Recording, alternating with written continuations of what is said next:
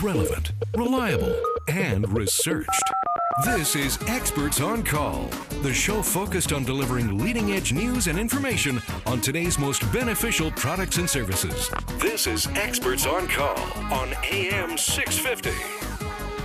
Welcome back to the program. Sterling Fox with you on this episode of Experts on Call. We're talking roofing. We're talking about your home and the roof on top of your home. It's all about protecting your investment. In studio with us is Eric Dennis from Roy Dennis Roofing, and Sean Lang is president of Interprovincial Roof Consultants. We were talking earlier, Sean, you were talking about how from time to time, not as often as you'd like, but from time to time, you'll get a random call from an architect who says, I'm having issues. I've got this terrific design, but I'm not a roofer, so help me out here. Help me finish my design of my building with what I need to do to make this roof work. When that doesn't happen, when the architect who knows less than roofing about than they should maybe, but they'll do the design anyway, and then they'll just hand it to the builder and say, way you go. Yeah, they do very general specifications, and there's a lot of detailing that may be left out of that specification. And it's a bit of things left to interpretation. Yeah, it's left for the roofer to figure it out and the general contractor to figure it out. So the general contractor builds the building to the plans and then calls in the roofer and expects the roofer to just make it work. And the general contractor's his motivation is to get the job done on time and as close to budget as he can. Sure. So he's a whip cracker. He's got to make sure all the trades are on time and doing as much work as they can when they're on time. Right. And they'll actually try to pressure the contractors to do work when it's maybe not even appropriate. It's maybe a little wetter on the plywood is a little moist, but just put the roof on anyways. I need this area closed in so the inside can get finished. Right. And that's a big push. So companies like Roy Dennis would be facing the challenge of trying to make sure that they're doing the job properly and to the right standards and under the right conditions with that pressure on their back of the general contractor pushing.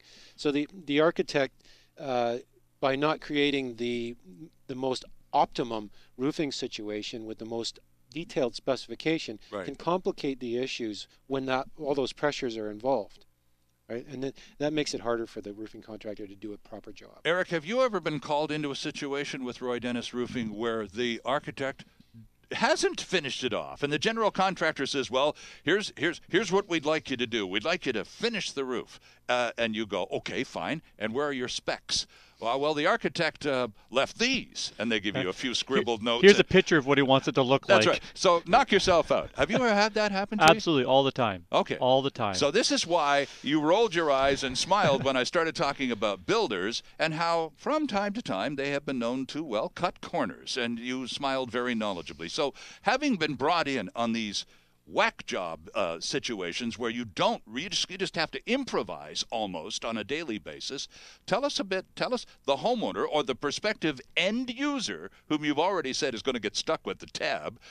What do we watch for? And what happens when corners get cut? Oh boy, it's a very detailed question because sometimes the end user doesn't have a choice on who's building it. Of course. Right? It's gone out to a tender. A massive general contractors won the tender. They're obviously the lowest bid. They have all their sub-trades in place, and away we go. And that's a problem in itself. Everything is left to interpretation in the bid process.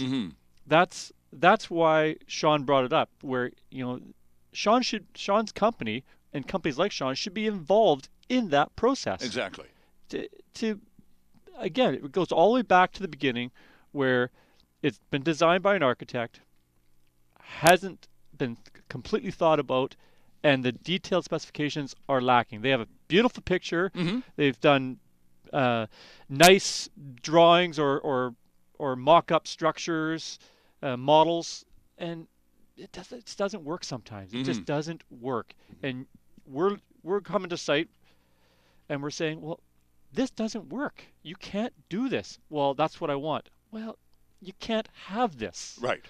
So let's talk about it and get at that point a meeting gets called. Okay. And then we have to go to the site, and you know, there'll be the roof inspector, who would be us, and then there'd be the roofing frustrated contractor who just wants answers. And then the boss, the general contractor, who just wants the work done at the cheapest price. Right. Yep. Right. And then there might be the client, Sure. you know, whoever is responsible for the entire project. And how does that meeting go?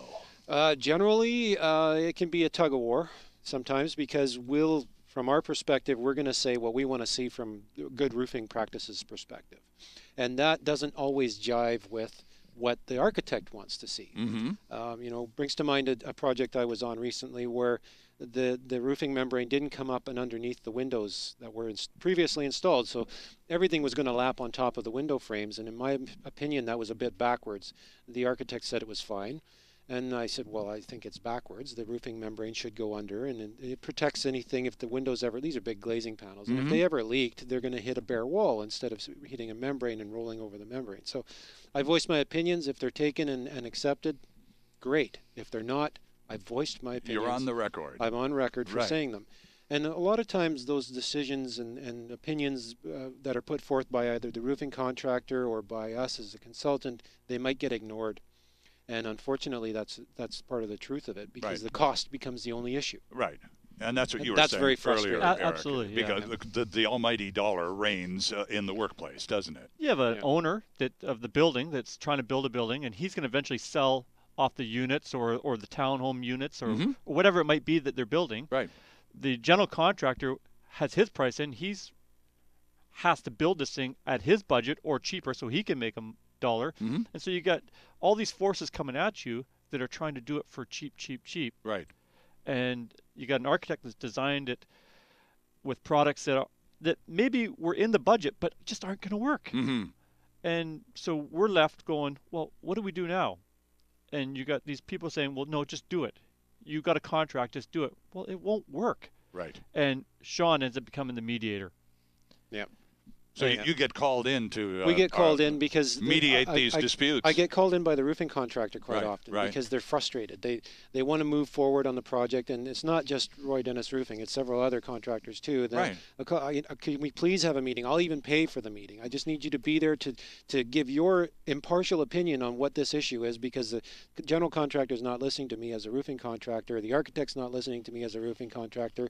The roofing contractor is seen as the puppet that should just get the work done. Right. Sure. And it's not fair to the roofing contractor, because they're trying to do their business. They're trying to make their money. They're trying to do it as responsibly as they can and leave with a good roofing product. And when you're dealing with a good contractor, they actually care about that.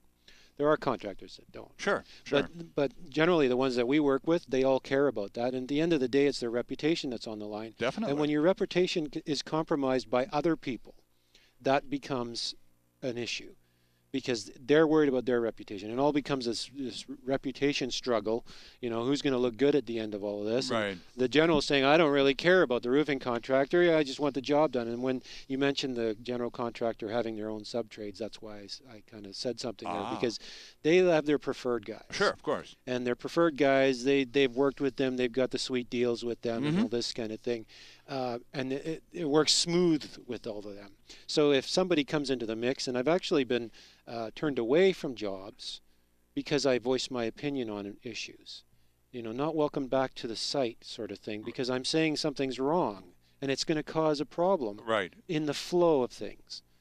So rather than interrupt the flow and correct a mistake, they just go with the flow. Yeah, we don't need the consultant okay. anymore. Now, I know this question tars most with a very broad brush. I like the use of tar there. But is it, well, yes, we have a tar roof on this building. That actually, do you know this, Eric, that our friend Sean installed about 15 or 16 years ago? Isn't that the roof on our building? I did some repairs on it. I didn't install it. Oh, okay. But but in terms of the builders and where they do cut costs and do try to realize a little bit more of a profit, is it the roof, generally speaking, where they will try and do that more than anywhere else in a construction project, Eric? Or it goes right back to some of your original comments of the program.